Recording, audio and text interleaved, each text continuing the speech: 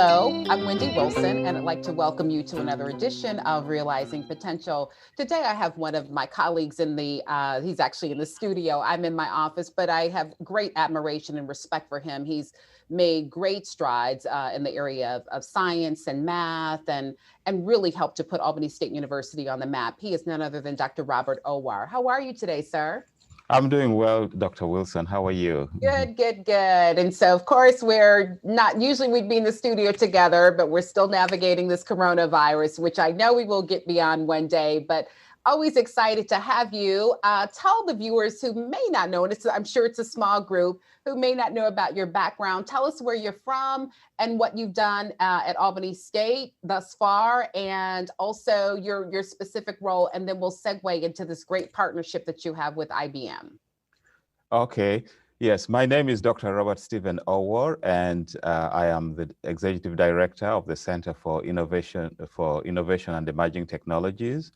I got my doctorate from Auburn University in Computer Science and Software Engineering. I have been at Albany State for 17 years now. I was also chair of Math and Computer Science. We are very excited about different things that we are doing to see that Albany State progresses. So we have done a lot of work with machine learning, data analytics.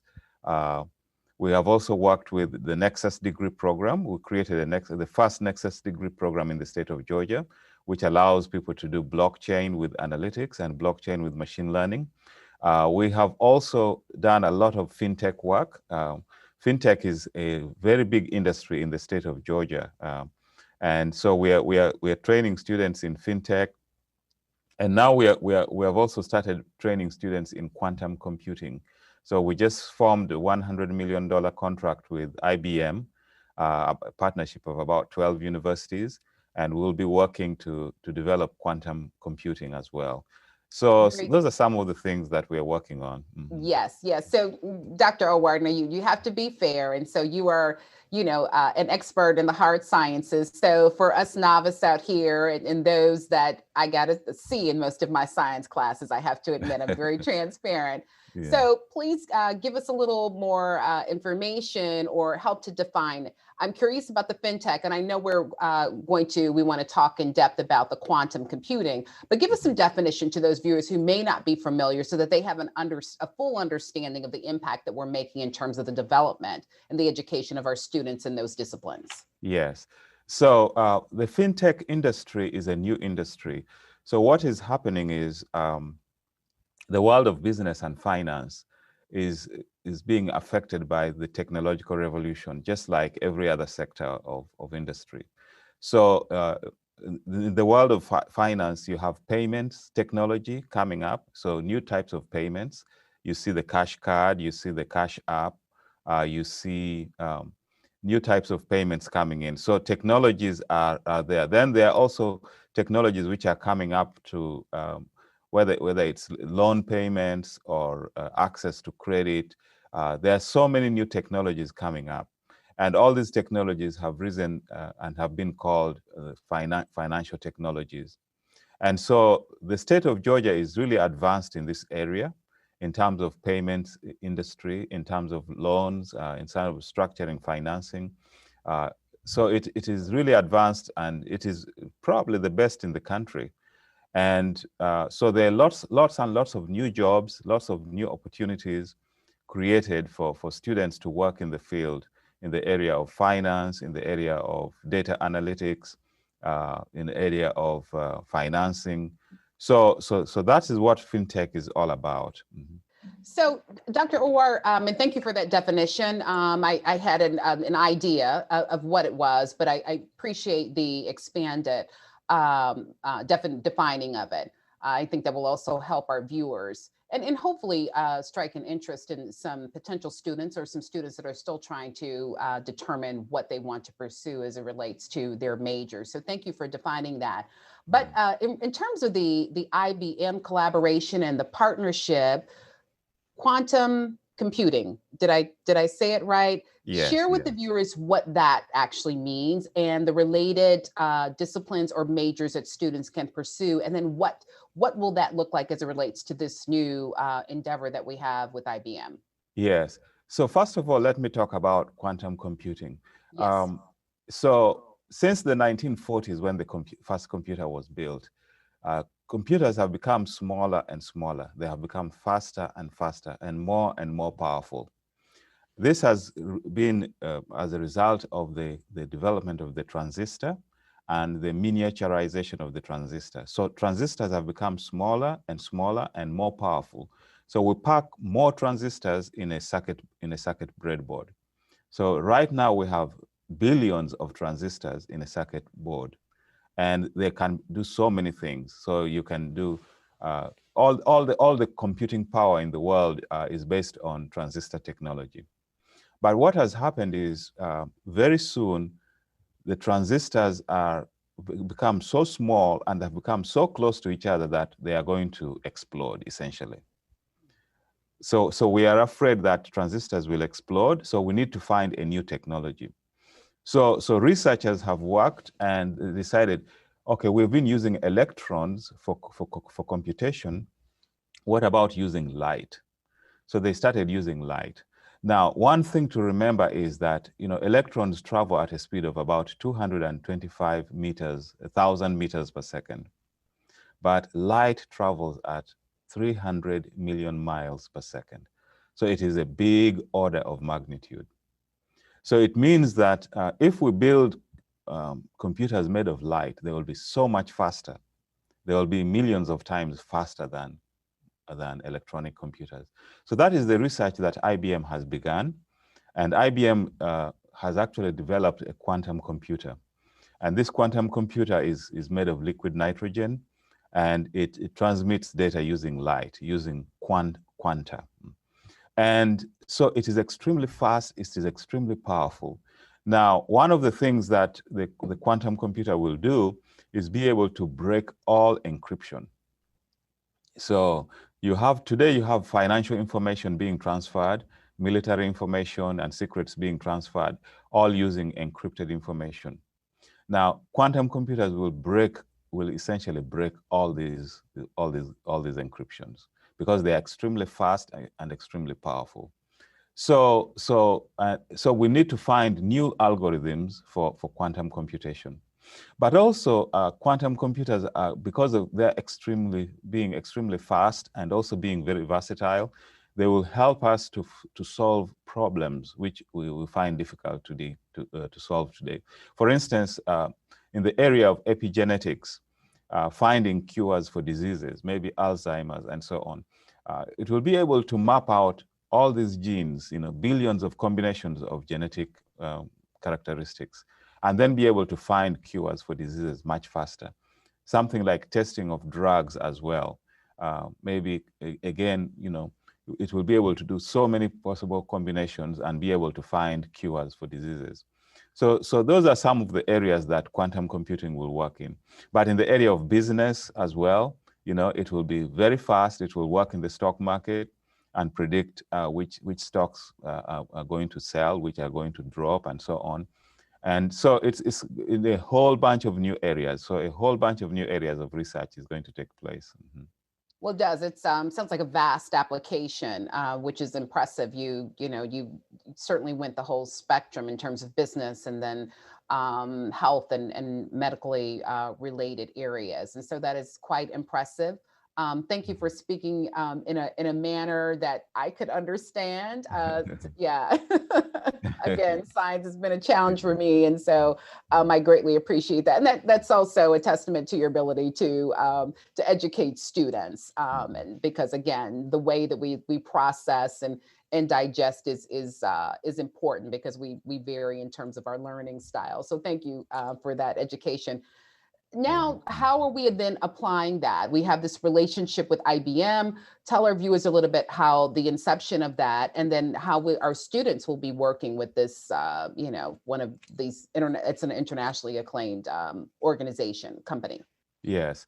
So what we have set up a consortium of about 12 universities, And IBM has offered $100 million to this project. So we thank IBM very much. And it's going to be a collaboration between researchers, faculty members, and students, as well as IBM partners. And we will break up the quantum problem. There are several problems to be solved in quantum area. We'll break up the problem into different parts and divide and then select a portion of the problem, and then work on those, research those, and find solutions to them. But we're also training students in enterprise computing. So we are training students in machine learning, in data analytics, in artificial intelligence, and in blockchain. And again, IBM is very, very useful in this area. It's providing us with courses. It's providing us with apprenticeships and internships for our students. And they ask us to solve different problems. We work with IBM. We train students for the industry. The students then join IBM and other Fortune 500 companies and go out and work in the field. So it's very exciting. We have about 23 students working with IBM now who have joined IBM as a result of this partnership. And we hope 3 more will be joining by the end of the year. And we have another 20 who we are training and working with IBM and other Fortune 500 companies. We also participate in what we call hackathons and competitions. So we take students to challenges. Right now, the American Airlines has organized a hackathon in which technologies from IBM, Microsoft, and from Amazon will be used. And our students are going to participate in the competition as well. Mm-hmm. Excellent. I'm excited about that. And had not known, the numbers have grown exponentially. I had not known that it was that many, or didn't realize that there were that many students that had actually been placed at IBM. And I'm sure being very successful in their respective roles. So that's great to hear. And it provides a wonderful pathway. Again, so IBM gets to experience the caliber of student and the acumen that they're establishing or developing during their formative years here at Albany State University. And then again, just a seamless transition into their actual workforce. So that's extremely exciting. Yes, yes. Tell those viewers that might be out there, I always like to address, and you work with our students in the K through 12 system during our various summer camps, and that has been extremely successful. I'd like for us to speak to those prospective Albany State University students who may be in the 3rd grade, who may be in the 5th middle school arena, certainly high school arena, about how they need to start preparing themselves if once they enter Albany State with the mindset or the vision of going after something in the math or the science disciplines. Yes, so we actually have a NASA program in which we partnered with NASA and wrote a grant. And this grant is to train the next generation of engineers and scientists. And it starts from grade 5 up to grade 12. So what we have developed a curriculum which is NASA-based, and it is an engineering curriculum. It trains students in astrobiology, astrochemistry, astromathematics, and robotics and drone science. So, and we are teaching students, and we are the Artemis project is a project which wants to land man on the moon once again, and then from the moon to land man on Mars by 2030. So right now, Artemis 1 and Artemis 2 are part of the NASA projects, and we are teaching students about those projects. And we are even asking students to try to do competitions. So NASA has provided some opportunities for students to try and develop some things that can help with this project. For instance, recently NASA is going to pay some money to some students, and the students are going to be in a competition to try and find ways. For instance, when rovers are on Mars, there are deep craters on Mars. So a rover could easily fall into a deep crater and get damaged. So how can a rover avoid a crater? And so different solutions, some students have come up with a solution where they're sending radar and they're sending sonar And when the images bounce back, they know the distance and the angle at which the elevation is, and they can be able to determine where the crater is and to warn a rover not to move over there. So the rover would stop before it hits the crater and crashes. So there are so many areas. We have also recently actually had a discussion with a group of scientists who grow food for NASA. And they are looking at growing food in space, which is very exciting. So we are talking to them, and hopefully we'll do some experiments here at Albany State University with them to grow food for NASA and see how nutritional content of the food and the greenhouses and all that. Yes. Great, great. Well, thank you. I was going to do a sideline inquiry and ask you how that conversation is going. I had the opportunity and pleasure of participating in the preliminary conversation of that. So thank you for leading and continue to conduct research. I think that'll be an outstanding opportunity for our students. They had me at NASA. Then extending the invitation to Albany State University to participate in that level of research is just outstanding. And so again, thank you for that. So there are those students that are they the IBM initiative? Is there also still a recruitment component of that, or do you have you identified the number of students that will be participating in that? If I'm interested in that, how could I go about contacting you, or are there some steps? Yes, so you can contact us. You can contact the Math and Computer Science Department. We also have an IBM website called ibmasu.academy. If you go to that website, you can reach us as well. And we progress students right from the middle grade to high school into college. And we help with build their careers. So we have the Nexus program for the undergraduate. We have the NASA program for the middle and high school. And we combine the two programs, and we work with IBM to ensure that there's a pipeline of students that we are training and that they are graduating. As you know, artificial intelligence is going to be really the main engine of growth in the 21st century. And it is being applied in business, it is being applied in medicine, in shipping and logistics, in manufacturing, in robotics. So we are applying the same skill set and the same knowledge. We are also training some students right now, middle and high school kids in artificial intelligence. We've begun to train them. And we have partnered with Wells Fargo, and Wells Fargo is doing that. So it's also very exciting, and we hope to invite more students. We encourage more students to apply for the program, and we welcome them very much to do so. Very good, very good. Yeah, that's good to hear about Wells Fargo. They've been in the news as of late. Their CEO made some interesting comments. So it's good to know you provided an example that there are exceedingly brilliant, bright, and competent students of color that are navigating the halls of Wells Fargo. He had some challenges in terms of, he said, identifying those individuals. So that's a whole nother show. But so thank you for sharing that, and certainly the work that you're doing with IBM.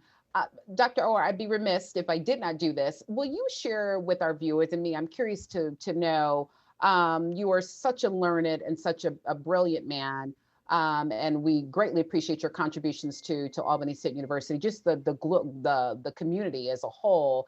I'm curious to know, who do you look to in terms of having great respect and admiration for that falls, excuse me, within your industry, math or science, a figure that we may or may not know? Well, I actually admire Bill Gates a lot. I think he's done a great job, both his philanthropic work and his work in computer science. I think he's achieved a tremendous amount. So I definitely look up to him. I also used to look up to Steve Jobs. I think he was great. He was a great motivator, and he built Apple, and he built the iPhone and the iPad, and he did a great job. I think that we will continue to see more development taking place. Jeff Bezos, certainly, of Amazon, I think he's doing a great job, and he's working on the environment as well. trying to use clean energy and solar energy and building driverless cars. So certainly those are some of my heroes. Yes. Very good. Well, you've Yes. certainly selected some of the industry titans, and understandably so. And Yes. so we thank you again on behalf of Albany State University, certainly President Federick, in terms of your contributions and for being a industry titan, if you will, in this area. You're I can't speak highly enough of you in terms of what you so graciously give on a regular basis. It doesn't matter throughout the year, and you never say no to a request. And I've heard President Federick on several occasions about, wait a minute, what's already on his plate, because we don't want to overwhelm him. But that's a testament to the level of expertise that you bring. And so we thank you. And please come back on the show to share with us the progress that is being made as it relates to the IBM partnership and the NASA partnership, specifically what it is that that Albany State was identified to conduct research in whatever area that is. I know it will be a success under your leadership, but thank you for joining me today. Thank you so much, Dr. Wilson. Thank you, sir. I really appreciate My it. pleasure. Yes. My Yes. pleasure, Dr. Owor. Viewers, thank you so much for joining me for this edition of Realizing Potential. I'm Wendy Wilson, and I look forward to seeing you next time.